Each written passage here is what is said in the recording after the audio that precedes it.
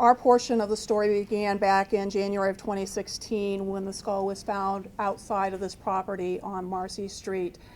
As a part of that investigation, our office, the medical examiner's office, reached out to Mercyhurst University Forensic Science Recovery Team and asked them to come out to the scene and help us to document, collect, and evaluate the remains that were found at that home.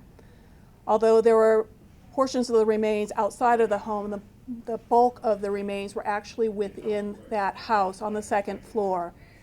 Back in November of 2012, there had been a fire in that home, and as the anthropology staff looked at those remains, they could tell that he had been deceased prior to the start of that fire by at least days, if not a few months prior to that. As they looked at his remains, they could identify that he was an adult white male between 30 and 55 years, between 5'9" and 6'5" in height.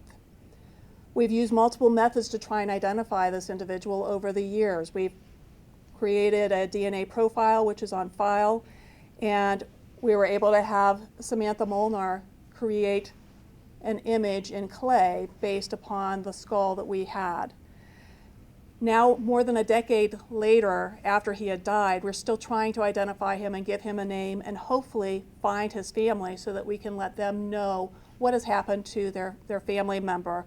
And I do believe that that's critical. I am very excited and hopeful that these new digital images that Samantha has had a hand in creating will help trigger a memory in someone's mind as to who this might be,